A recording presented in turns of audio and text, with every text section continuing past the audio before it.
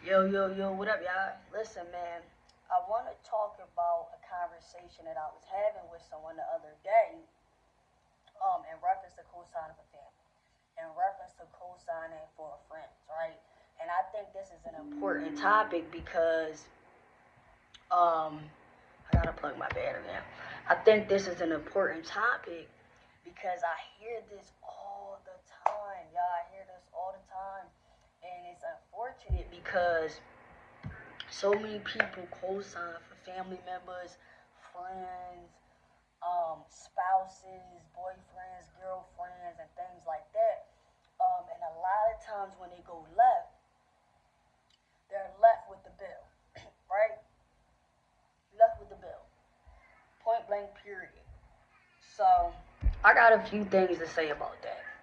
Number one, your heart was in the right place, right? You wanted to help somebody out.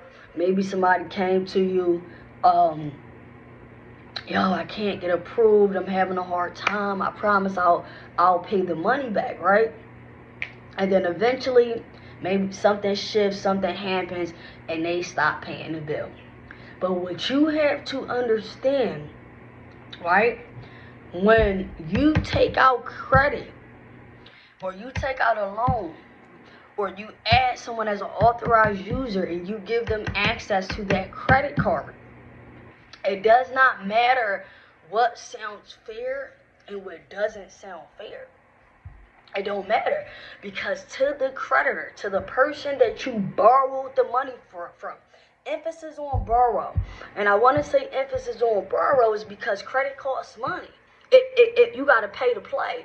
And at the end of the day, a lot of people is making this, they're making it so glamorous to you that they almost making y'all feel like we don't have to pay back this money. So let me say this. You have to pay back this money. You have to pay back this money, right? So when you go and you rent to somebody, I mean not rent to somebody, you might give them a trade line or you might take something out of your name and they're like, yo, I'm gonna pay it back. Things fall short. And not only that, a lot of times not only do the account become the account gets defaulted on, but a lot of times the relationship is tainted as well, right? And that's why you hear a lot of people say, hey, it's not always good to do business with your family, it's not always good to do business with your friends because the relationship is not worth it, right? And I'm gonna give y'all this example. So I'm talking to somebody the other day, right? The young lady is saying how co-signed she co-signed for her sister, right? With a credit card. The sister ran up the balance. She didn't pay the money back, right? So now she says, well, listen, I don't want to pay that money back. I don't feel like I have to pay that money back. That's not fair. I didn't spend the money. And I've heard this numerous times. If I had $10 for every time I heard this, y'all, I might be a millionaire. I'm telling you, I might be a millionaire already. Yeah. But this is the thing. You take the biggest hit. That's the whole point in all this, you know what I mean? To make a long story long, make a long story short, this is the whole point in what I'm saying. You take the biggest loss. Your credit takes the biggest loss. Now, you can't change the fact that you already gave the person a credit card. You allowed that person to use that money. But what you can change is how you proceed to make payments on that account. Now, I've seen this guys with accounts that's as little as $200, $300, $400. And someone to say, hey, well, I don't want to pay that.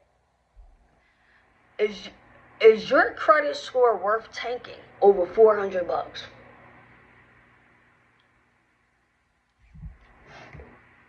Is your credit score worth tanking over $300? Because no matter what, you still let the person use the card, right? So this is where the accountability has to come in.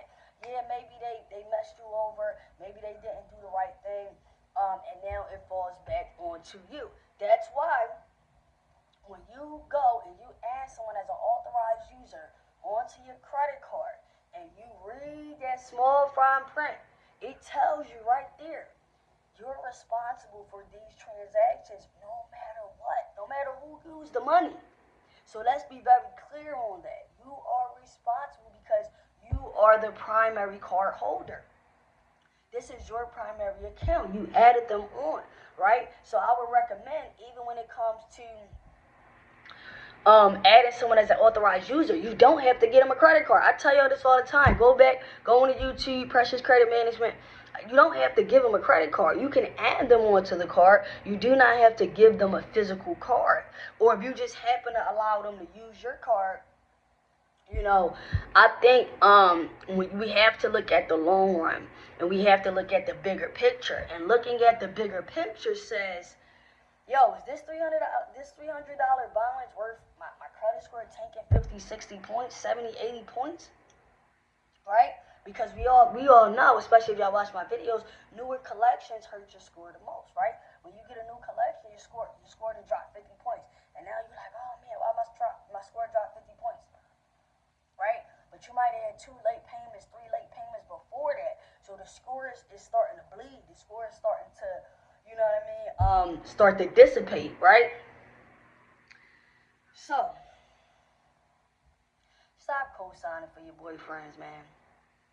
Especially with some of the relationship type situations. Because a lot of times you're just going off of emotion and you're not necessarily thinking logical, like, yo, this person ain't been good with money their whole life. They ain't paid nobody back. That's why they have bad credit. So is it really smart for me to let them use mine? Think about it. It doesn't make you a mean person. It makes you a little bit logical when you're using common sense based off behavior patterns from this person. And that's okay to give somebody a shot. People change things like that. But stop tanking your credit score for your family, for your friends, and then when you tank the score or you owe the balance, you're like, I'm not going to pay it. That was them. No, it was y'all. It was y'all. I don't care if they spent the whole amount, if they spent the whole $1,000. Your score is not worth taking over that bill because, and I was saying this to somebody, the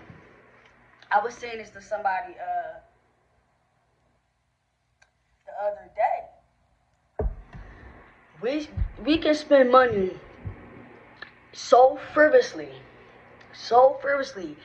and not even really notice how much we really be spending. You understand? Like, if you go on your bank statement, how many times did you order DoorDash this month? Because most people don't cook. I peeped that. Most of y'all do not cook. People do not cook anymore. So how many times did you do DoorDash? How many times did you do Uber Eats? How many times did you pay for Lyft this month? Right? How many times? Like, unnecessary things that we really don't need but kind of makes our lives a little bit more convenient. How many times did you do it? Now add that up and then think about that credit card bill. I'm telling you, save yourself. Don't let cause when you speaking with that ego, all you doing is tanking your score, bro. You're tanking your score, and you made a decision. So at some point, you have to play. You have to be accountable. See, everybody want to give y'all all the cool stuff. I'm giving you the reality, man. And this is why my company is called Precious Credit Management. Credit is about managing. Right? It is not about this, oh my God, yeah, we got the 700. Nah, we're teaching you how to manage your credit when you in my program.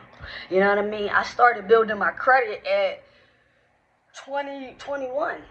I'm 30. That's 9 years in the game. So ask me, how was I able to maintain for 9 years straight? You know what I mean? 9 years, and I can go back and give you guys the receipts. I can give you statements from when I first started building credit and each year, right? So I want you guys to understand that don't just let your ego, or maybe because you was trying to be a nice person, tank your credit score, right? I'm telling you, those couple $100 that you pay back is gonna be worth it. And now you also learned the lesson. You also learned, hey, I can't put this person on my credit anymore. I can't help out anymore, right? I gotta save myself. So at the end of the day, one of the most important things when it comes to building credit and maintaining credit, right? Because these are two different things we're referring to. Building credit, maintaining credit is accountability. Emphasis on the word credit, borrowed money. Emphasis on the word credit, borrow money, guys. So I want you guys to be accountable for your actions. I want you to be accountable for the choices you make, even though sometimes it may not seem fair. You want to do what's in your best interest. You want to review your most recent credit report. You know how many fraudulent, that's a whole nother conversation, but you know how many fraudulent accounts and information I've seen on credit reports? Because somebody got the same name as they pop, or they got this, they got a similar name. Right? So be accountable, be aware, and just stick to the script. But understand that sometimes if you gotta make that financial sacrifice for the benefit of yourself, it is worth it. And you will reap the benefits. Peace out.